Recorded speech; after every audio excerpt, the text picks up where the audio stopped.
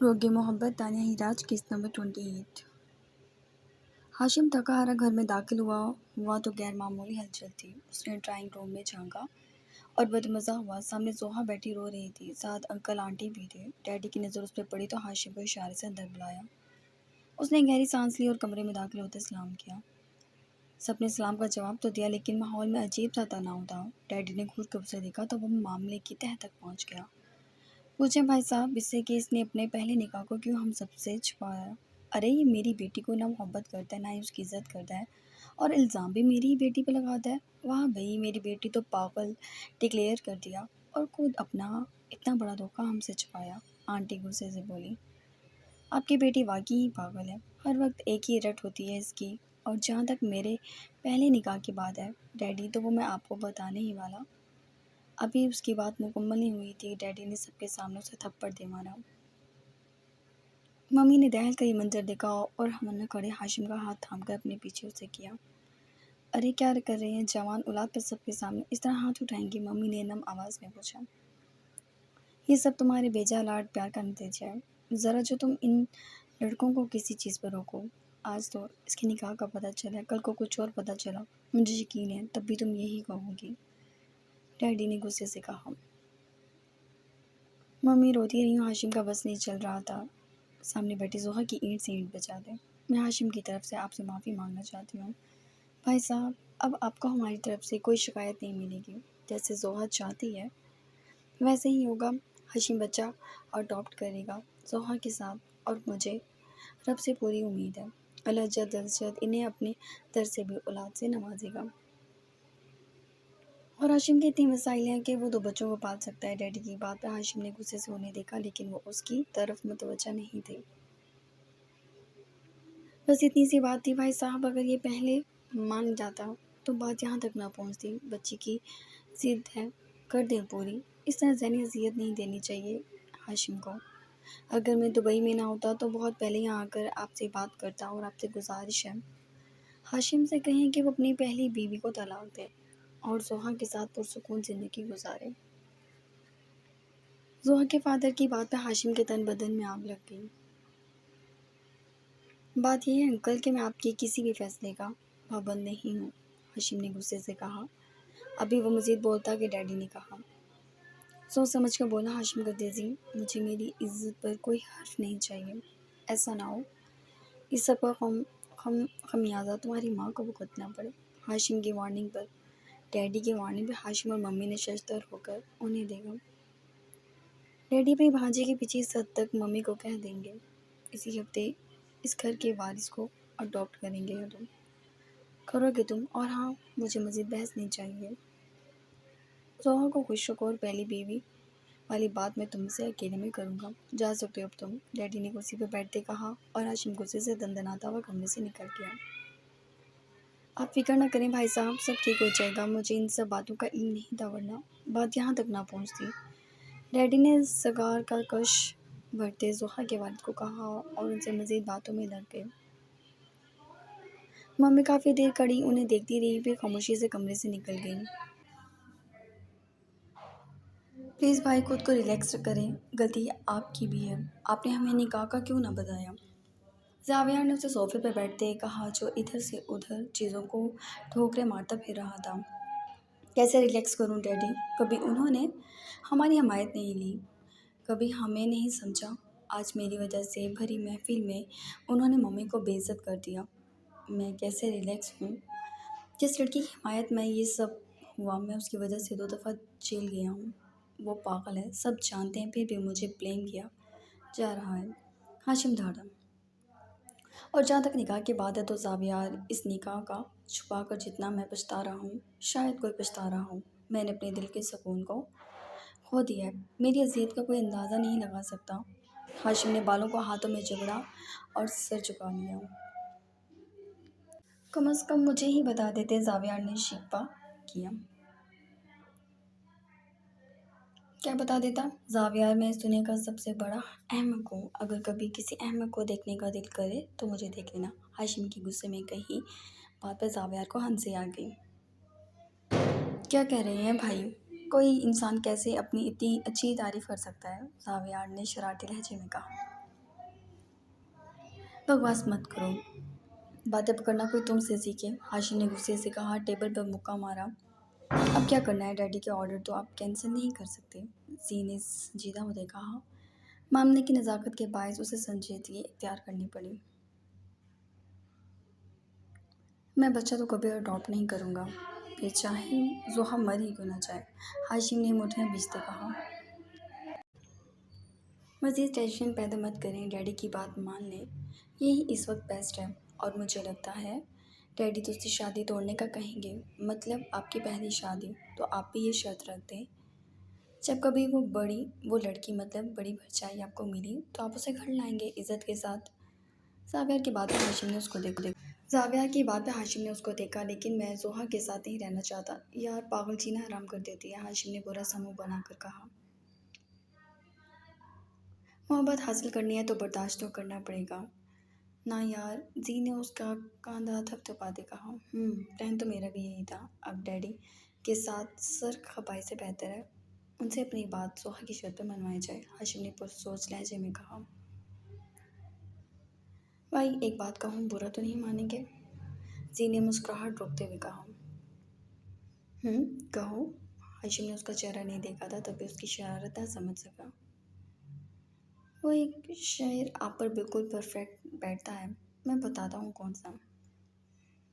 वो बड़ा ख्याल रखते हैं अपने दिल का, इधर नहीं लगता तो उधर लगा लिया। कैसा? जी ने आंखें पटपटाते पूछा। बकवास, हाशिम ने बुरा सा मुँह बना के कहा।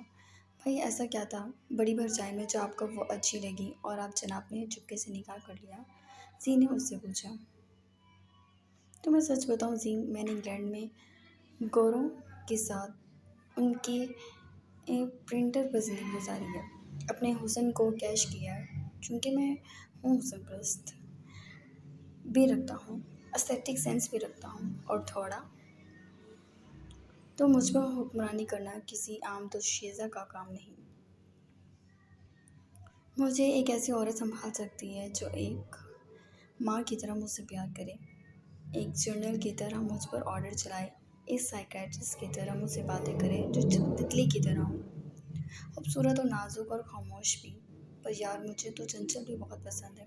असल में मुझे एक अदाकारा चाहिए जो मुख्तलिफ रूपों में मेरे सामने आए और मुझसे तकनीकी खसूसियात पैदा करे। और तो मैं एक हैरानकुन बात बताऊँ, उसमें ये सब खसूसियात मौजूद थी। वो किसी जर्नल की तरह मुझ पर ऑर्डर चलाती।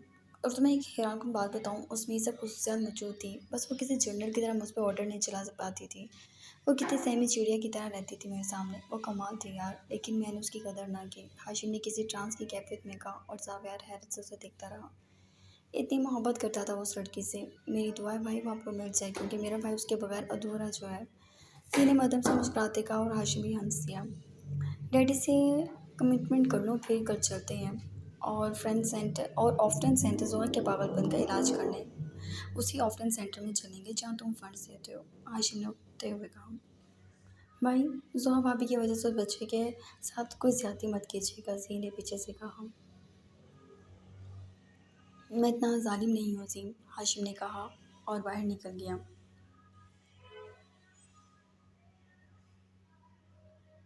हम कल वापस जा रहे हैं मम्मा, तैमूर ने मम्मा को कहा, जो घर में इस जुमे दावत का इरादा रखती थी ताकि साबरी को सबसे इंट्रोड्यूस करा सके। इतनी जल्दी क्यों तैमूर? अभी एक हफ्ता ही तो हुआ है, सनम ने उदासी से कहा। वापसी की कॉल आ गई है, मेरा जाना बेहद ज़रूरी है, तैमूर ने रसान से कहा। तो भाभी मज़ीद उदास होगी। मेरा इतना दिल लग गया था साबरी के साथ, जब से आनिया गई है। भाभी एकदम चुप होगी। आनिया के जिक्र पे हादी की तरफ से पाबंदी थी। सनम भाभी ने सख्ती से लब भींच लिए। आनिया कौन है भाभी? साबरी ने हैरानगी से सवाल किया।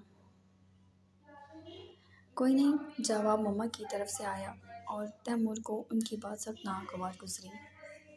मेरी बहन है आनिया, हमसे बिछड़ गई है, लेकिन मुझे यकीन है अल्लाह उसे हमसे वापस ज़रूर मिलवाएगा, तैमूर ने पुरज़म लहजे में कहा। क्या बकवास कर रहे हो तुम? कमरे में दाखिल होते हादी भाई को देखकर सबको सांप सूंघ गया, सिवाय तैमूर के।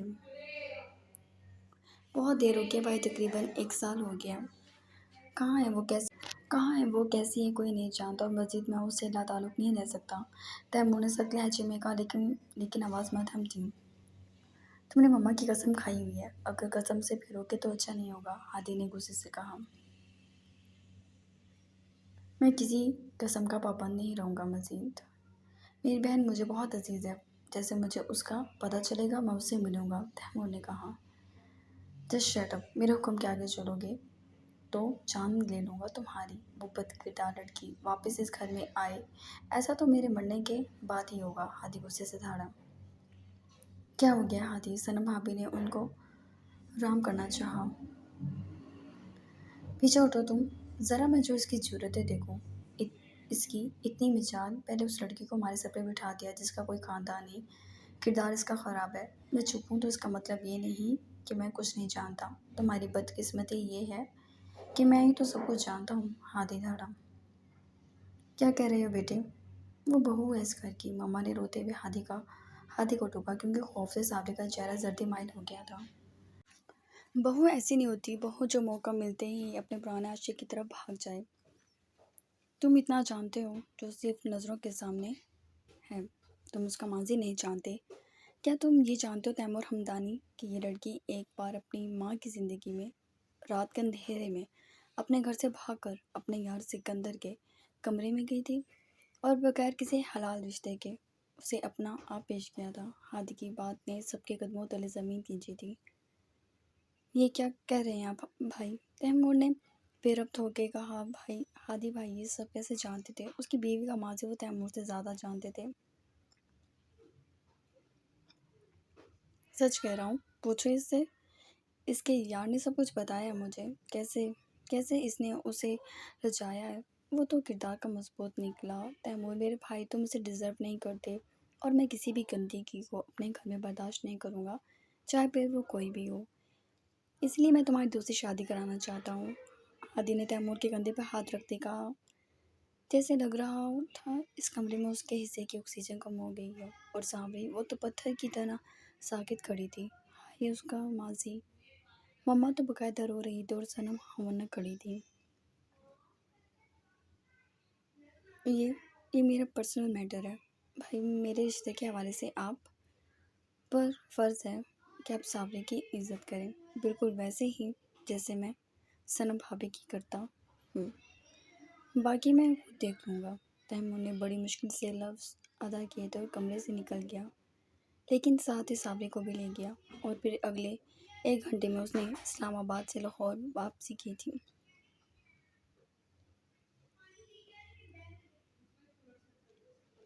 आन्या जाविया गर्देजी की फैमिली बचाओ डॉग करने आ रहे हैं, आप देख लीजिएगा, मैडम ने आन्या को कहा जो अब्बास गर्देजी को सुला रही थी। यह हसीन बच्चा अब तो माँ का हो गया था। वो किस लिए बच्चा अडॉप्ट करने आ रहे हैं? आन्या ने अब्बास को प्यार करते सवाल किया। उनके भाई को कोई औलाद नहीं है, ना तो उसके लिए। मैडम के बात पर उसने इस बात में सर हिलाया और अब्बास को नरम निगाहों से देखा, जो अब उसकी ज़िंदगी था, उसकी ज़िंदगी का वाहिद सहारा। बड़ी बड़ी आंखों वाला अब्बास करती थी। आन्या को हर लम्हे उस पर टूट कर प्यार आता था। वो उसके पाँव चूमती थी, उस नन्ही सी जान को उसके बाप की बेवफाई से आगाह करती थी। आन्या ने आगे बढ़ के अब्बास को कोर्ट में लिटाया और बाकी बच्चों की तरफ बढ़ गई। यहाँ मौजूद हर बच्चे से उसे उनसियत थी, मोहब्बत थी। वह हर एक का ख्याल रखती और आज उनमें से एक उससे जुदा हो जाएगा। आने का दिल दुख से भर गया। उसने सर सांस ली और बच्चों को प्यार करने लगी। पेंटिंग उसने छोड़ दी थी। खैर छोड़ तो उसने सारी दुनिया को ही दिया था। लड़के अगर किसी की याद आती थी तो मम्मा और बाबा थे। उसके भाइयों ने तो उसे मिट्टी में दे दिया था। और रहा सवाल हाशिम गर्देजी का, तो उस शख्स ने तो वो अब सामने ही नहीं करना चाहती थी। नफरत के मरजों को छू कर उस शख्स के हवाले से आने ने उसे हर ख्याल को झटका और बाहर की तरफ बढ़ी। सब बच्चे सो रहे थे तो यही वक्त था कि वो नहा धोकर फ्रेश हो जाए। वो अपने कपड़े लिए बाहर बरामदे के आखिर में मौजूद वॉशरूम की तरफ बढ़ गई।